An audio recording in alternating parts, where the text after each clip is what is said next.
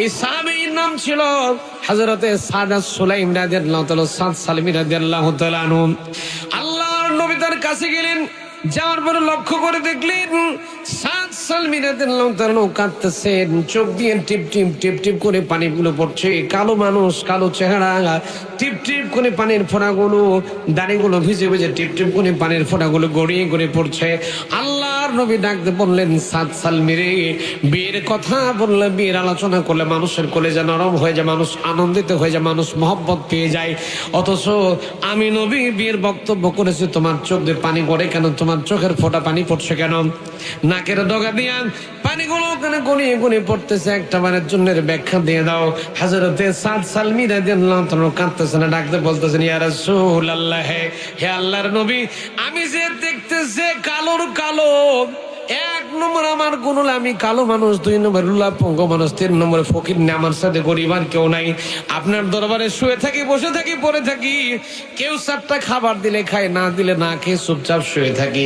ওগো নবীজি, আমার তো বিয়ে হবে না, আমার কপালে তো বউ জুটবে না, আমি তো আপনার মারাত্মক বড় একটা সুন্নাত থেকে বাদ পড়ে গেলাম, এই জন্য করে আমি চোখের পানি ফেলে কাঁদতেছি। সঙ্গে সঙ্গে আল্লাহ নবী চোখ দিয়ে যখন পানি পড়ছে, সাদ সালমির চোখ দিয়ে পানিগুলো ঝরছে, আল্লাহর নবী ঠোঁট দিয়ে ছোট্ট একটা মুস্কি মেরে একটা হাসি দিলেন, ডাকতে বলেন, সাদ সালমি রে, আমি নবী বলতেছি তোমার বিয়ে হবে, তাও তোমার বিয়ে হবে এই মদিনার সবচেয়ে বিশ্ব সুন্দরী মহিলার সাথে। জোরে কন্যা সুবহানাল্লাহ।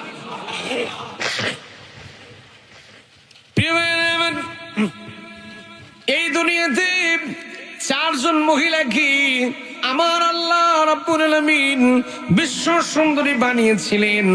আজকের পৃথিবীতে আমরা লক্ষ্য করলে দেখতে পাই, যে যত বেশি কাপড় চোপড় খুলতে পারে, যে যত বেশি ল্যাংটা বেহাপনা করতে পারে, সে তত বড় বিশ্ব সুন্দরী হয়। অথচ ইসলামের ইতিহাস পর্যালোচনা করলে পাওয়া যায়, চারজন মানুষকে আল্লাহ বিশ্ব সৌন্দর্য দিয়েছিলেন, চারজন মহিলাকে আল্লাহ বিশ্ব সুন্দরী বানিয়েছিলেন। তার এক নম্বরে ছিলেন আমাদের মা হযরত হাওয়া আলাইহিস সালাম। যখন আল্লাহু আকবার, আমাদের মা ছিলেন সবচেয়ে বিশ্ব সুন্দরী। আল্লাহু আকবার। জেদ্দার ঘাটে আমাদের মা হাওয়া আলাইহিস সালামের রওজা মুবারক আছে, আমি গিয়েছি সেখানে। তারপরে কয়েকজন ছিল, লাস্ট এন্ড ফাইনালে যিনি ছিলেন তার নাম ছিল হুরে মদিনা। মদিনার অর্থ মিনিস্ট্রি, অর্থ মন্ত্রণালয়ের দায়িত্ব পালন করছিল হযরত আমের। কোন কোন বর্ণনায় এসেছে তার নাম ছিল হযরত আব্দুর রহমান রাদিয়াল্লাহু তাআলা আনহু। তিনি আল্লাহর হাবিব মুহাম্মদ রাসূলুল্লাহ সাল্লাল্লাহু আলাইহি সাল্লাম ছিলেন মদিনার প্রেসিডেন্ট, মদিনার রাষ্ট্রপতি, আর মদিনার ফাইন্যান্স মিনিস্ট্রি, মদিনার অর্থ মন্ত্রণালয় যিনি পরিচালনা করতেন, অর্থমন্ত্রী ছিলেন হযরত আব্দুর রহমান রাদিয়াল্লাহু তাআলা আনহু। তার একটা কন্যা ছিল, তার একটা মেয়ে ছিল, নাম ছিল হুরে মদিনা। এই হুরে মদিনা ছিল বিশ্ব সুন্দরী। সুবহানাল্লাহ। কালকে সকাল 10টায় বাড়িতে গিয়ে বলুন আজকে থাক। প্রিয় ভাইরা আমার, নবীজি বলছেন, সাদ সালমিরে তোমাকে টেনশন করা লাগবে, তোমার বিয়ে হবে বিশ্ব সুন্দরীর সাথে। যেরকম সুবহানাল্লাহ। প্রিয় ভাইরা, আল্লাহর নবী সাদ সালমি রাদিয়াল্লাহু তাআলাকে ডাক দিলেন, ডাকতে বলেন, সাদ সালমির একটা চিঠি লিখে দিয়ে আসো। আল্লাহ নবী চিঠি লিখতেছেন, চিঠির ভাষা ছিল এরকম করে, বিশ্ব নবী সুন্দর করে চিঠিটা লিখলেন। চিঠি লিখলেন, আব্দুর রহমান রে, ওগো মদিনার অর্থমন্ত্রী আব্দুর রহমান, তোমার কাছে আমি নবী মুহাম্মদ রাসূলুল্লাহ সাল্লাল্লাহু আলাইহি সাল্লাম একটা চিঠি লিখতেছি। আমার এই সাহাবী, কালো সাহাবী সাদ সালমিকে তোমার কাছে পাঠিয়ে দিতেছি। তোমার যে বিশ্ব সুন্দরী কন্যা, বিশ্ব সুন্দরী মেয়ে হুরে মদিনা আছে, আমার এই কালো সাহাবী সাদ সালমের সঙ্গে আমি নবী আমার চিঠি পাওয়ার পরে তুমি তোমার এই সুন্দরী কন্যা, আমার সাহাবী সাদ সালমের সাথে সুন্দরী কন্যার বিয়েটা তুমি নিজে পড়াইয়া দিও। চিঠির মধ্যে লিখলেন, ওগো আব্দুর রহমান রে, আমার এই সাহাবীর গুণ হলো তিনটা। আমার সাহাবী দেখতে কুচকুচে কালো মানুষ, আর তার সাথে কালো মানুষ মদিনা তার কেউ নেই, সে সবচেয়ে বড় কালো মানুষ। 2 নম্বর গুণ হলো সে লুলাপঙ্গ, ভালো মতো দাঁড়িয়ে থাকতে পারে না, ভালো মতো দৌড়াতে পারে না। আর 3 নম্বর গুণ হলো সে হলো মিস্টার গরিবুল্লাহ চৌধুরী, তার পকেটে কিছু না, পকেট এমটি। বিয়ের ঘটক স্বয়ং আল্লাহর নবী। অথচ আমার দেশের ঘটক যখন আমার দেশের ঘটক যারা আছে, যখন বিয়ের ঘটকালে করতে যায়, জমি যদি থাকে 2 বিঘা, শোনাই 20 বিঘা। চাকরি যদি করে, কোন মতে চাকরি চাকরি করে ঘুষ ঘাস দিয়ে কোনো মতে চাকরি যদি করে পিওনের ভাব মারে হেডমাস্টারে, কথা কয় না রে। প্রিয় বিশ্বনবী মুহাম্মদুর রাসূলুল্লাহ সাল্লাল্লাহু আলাইহি সাল্লাম চিঠি লিখলেন। চিঠি লেখার পরে সাদ সালিমের পকেটের মধ্যে দিলেন, বললেন সাদ সালমিরে, আমি নবী তোমাকে চিঠি দিয়েছি, এই চিঠি নিয়ে তুমি রওনা দিয়ে দাও। আব্দুর রহমানের বাড়িতে গিয়ে আব্দুর রহমানকে আমার চিঠি, আমার সালাম জানে, আমার চিঠিটা দেখে, আমার চিঠি আমার পক্ষ থেকে তাকে চিঠি পৌঁছে দিও। প্রিয় হযরত সাদ সালমি রাদিয়াল্লাহু তাআলা আনহু বিশ্ব নবীর চিঠিটা একবার সুবহাতে লাগা, ঠোঁটে লাগাতে লাগলেন, চুমা খাইতে লাগলেন, কপালে লাগালেন, ঠোঁটে লাগালেন, মুখে লাগালেন, চুমা খাইতে লাগলেন। একবার পকেটে রাখেন, একবার চুমা খান, এমন করতে করতে রাস্তা চলতে লাগলেন, পথ চলতে লাগলেন। একবার মনে মনে কল্পনা করছেন, মনে মনে চিন্তা করছেন, আমি কালো মানুষ, গরিব মানুষ, অর্থমন্ত্রীর মেয়ে, তাও বিশ্ব সুন্দরী মেয়ে, এই মেয়েকে দিয়ে কখনো কোনোদিন আমার বিয়ে শাদী কোনোদিন হবে না। আবার মনে মনে শক্তি আছে, মনের মধ্যে বল আছে, মনের মধ্যে শক্তি আছে, চিন্তা করছে যেহেতু চিঠির লেখক সাধারণ কোন মানুষ নয়, আমার বিয়ের ঘটক সাধারণ কোন মানুষ নয়, আমার বিয়ের ঘটক হলেন স্বয়ং আল্লাহর নবী বিশ্ব নবী মুহাম্মদুর রাসূলুল্লাহ। প্রিয় ভাইয়েরা আমার, এই চিন্তা ভাবনা নিয়ে হযরত সাদ সালমি রাদিয়াল্লাহু তাআলা আনহু চলে গেলেন। আব্দুর রহমান রাদিয়াল্লাহু তাআলা বাড়ির দিকে দরজা নক করলেন, বাড়ির কাছাকাছি চলে গেলেন, দরজায় নক করলেন, দরজা একটা ঠোকা মারলেন, দরজা নক করলেন।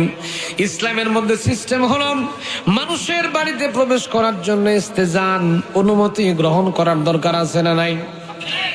বাড়িতে মানুষ কি সিচুয়েশনে থাকে, এই জন্য অনুমতি নেওয়ার একটা সিস্টেম আছে, সালাম দেওয়া লাগবে, বাড়ির দরজার বাইরে থেকে আপনাকে সালাম দেওয়া লাগবে। এটা হলো ইসলামের সৌন্দর্য, যেটা হলো ইসলামিক সিস্টেম।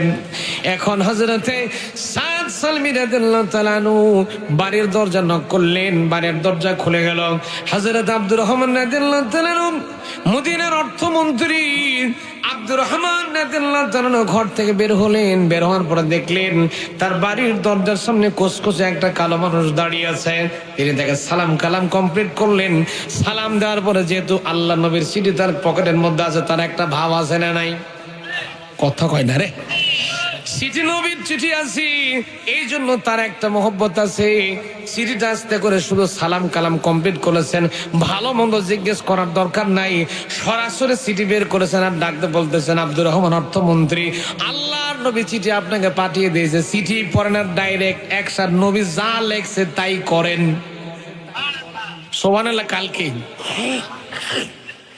বলতেছেন যে আমার নবী চিঠি দিয়েছেন আপনাকে, চিঠি পড়েন, চিঠিতে নবী আমার কি লেখছেন চিঠি পড়েন, ব্যবস্থা করেন, আর দেরি করা যাবে না, তাড়াতাড়ি কাম সারেন। আল্লাহু আকবার। এখন চিঠির মধ্যে কি লেখা আছে আপনারা তো জানেন। হযরত আব্দুর রহমান রাদিয়াল্লাহু তাআলা চিঠি এবার পড়তেছেন, আল্লাহর নবীর দেওয়া চিঠি। আমার নবীর দেওয়া চিঠির মর্যাদা আছে না নাই? চিঠি হযরত আব্দুর রহমান রাদিয়াল্লাহু তাআলা খুলে পড়ছেন। চিঠি পড়তে গিয়ে লক্ষ্য করে দেখলেন আমার নবী লিখেছেন, আব্দুর রহমান রে, আমি নবী তোমার মেয়ের বিয়ের ঘটক, আমার এই সাহাবী দেখতে কুচকুচে কালো, আমার এই সাহাবী লুলা পঙ্গু, ভালো মতো হাঁটাচলা করতে পারে না, আমার সাহাবী গরিবুল্লাহ চৌধুরী, আমার সাহাবী এত এত গুণ, কিন্তু আমি নবী সাক্ষী দিতেছি আমার এই সাহাবীর অন্তরটা, কলিজাটা ধবধবে সাদা, আমার এই সাহাবী অত্যন্ত একটা ভালো মানুষ, আমি নবীর স্বীকৃতি দিচ্ছি। ওগো আব্দুর রহমান, তোমার যে সুন্দরী বিশ্ব সুন্দরী কন্যা হুরে মদিনা আছে, আমার এই সাহাবী হযরত সাদ সালমিকে দিয়ে তোমার হুরে মদিনা তোমার মেয়ের সাথে আমার এই সাহাবীর বিয়েটা পড়ায় দিও। আচ্ছা বলেন তো, এখন কালো মানুষ এক নম্বর গুণ কুচকুচে কালো, কালো দেখলে তো মেয়ের বাপেরা এবং মেয়ের মায়েরা তো পাত্তাই দিতে চায় না, তার উপর যদি আবার ফকিন্নি হয় তাহলে তো কথাই নাই। একে তো কালো, দুই তো লুলাপঙ্গ, তিন নম্বর ফকিন্নি, পকেটে কিচ্ছু নেই, এমটি। এখন তো আমরা সরকারি চাকরি ছাড়া মেয়ে বিয়ে দেওয়ার চিন্তা করি না। আগে যেই বিয়ের ঘটকালি শুরু করা হয়, শোনে ছেলে কি করে, ও ছেলে হাফেজ সাহেব মানুষ, জুমারি মামাদ, ছেলে চাকরি করে কিনে দেখা লাগবে, কেন না জানে হুজুরের বেতন কয় টাকা, এই ৩-৪ হাজার টাকা, এই বেতন দেখে আমার মেয়ে খাওয়াতে পারবে। মানে আমরাই হুজুরদের মূল্যায়ন কমায় দিচ্ছে, মূল্যায়ন ইমামদেরকে আমরা করি না, যত ঝাড়ি সব হুজুরদের উপরে গিয়া। কথা কয় না। মসজিদের বারান্দায় টাইলসের মধ্যে একটা ময়লা পড়ে আছে, নামাজ পড়তে গেছে সভাপতি, এই হুজুর মসজিদে পড়ে আছে। আরে মিয়া, তুমি সভাপতি যদি কি হয়েছো? ওই হুজুরের ইক্তেদা করে তো তুমি নামাজ পড়তেছো, হুজুরকে ঝাড়ি মারতেছো।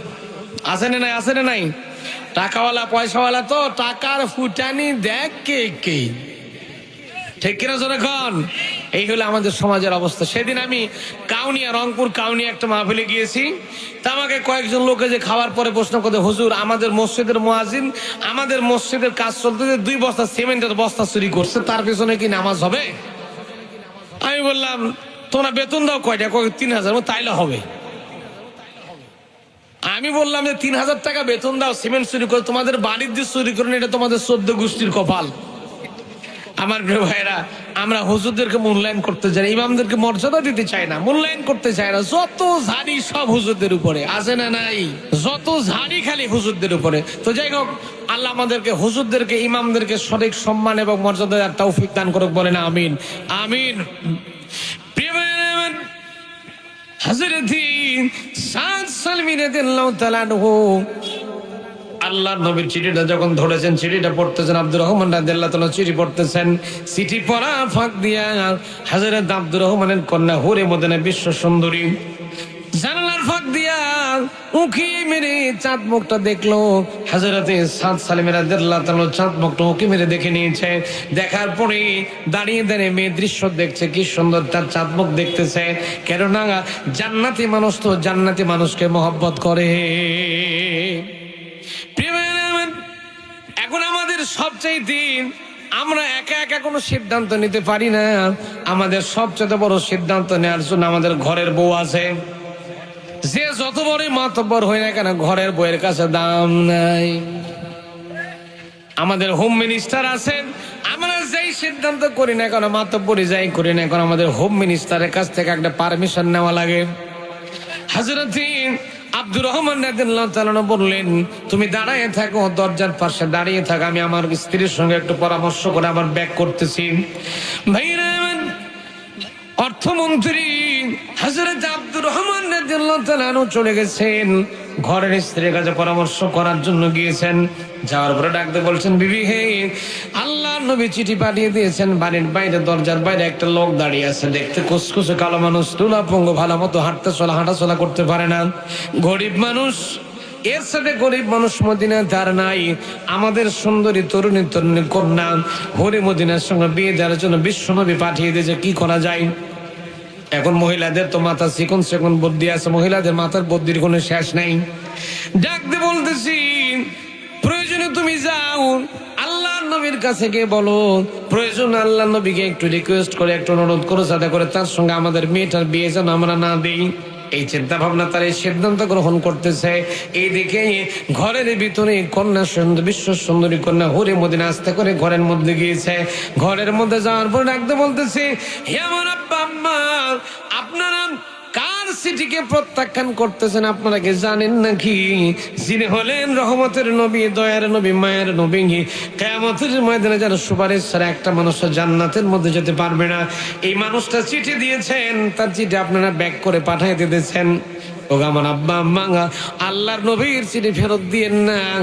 নবী যে মানুষটাকে, যে বিয়ের ঘটক স্বয়ং আল্লাহর নবী নিজেই, আমি হুরে মদিনার সম্মতি জ্ঞাপন করতেছি, এই মানুষটার সাথে আমার বিয়ে আপনারা নিজে পড়াইয়া দেন। হুরে মদিনা ডাকতে বলল, আব্বা জান, আম্মা জান, আমি লোকটাকে দেখেছি, জানালার ফাঁক দিয়ে লোকটাকে দেখলাম, তার চাঁদ মুখটা আমি দেখেছি। আমি গতকালকে রাতের বেলা যখন ঘুমিয়েছিলাম, ঘুমের মধ্যে স্বপ্ন যখন লক্ষ্য করে দেখেছি, স্বপ্নের ভিতরে তাকিয়ে দেখলাম আল্লাহর নবী এক একটা সাহাবায়ে কেরামদের নাম ধরে ধরে জান্নাতের মধ্যে ঢুকাইয়া দিতেছে। সর্বপ্রথম যে মানুষটাকে জান্নাতের মধ্যে নবী আমার দিয়েছেন, ঢুকাইয়া দিয়েছেন, বাইরে সেই লোকটার কেউ নয়, বাইরে যে মানুষটা দাঁড়িয়ে আছেন, সাদ সালমী রাদিয়াল্লাহু তাআলা কালো সাহাবী যিনি দাঁড়িয়ে আছেন, আমি স্বপ্নের ভিতরে লক্ষ্য করে দেখেছি সর্বপ্রথম বিশ্বনবী এই কালো মানুষটাকে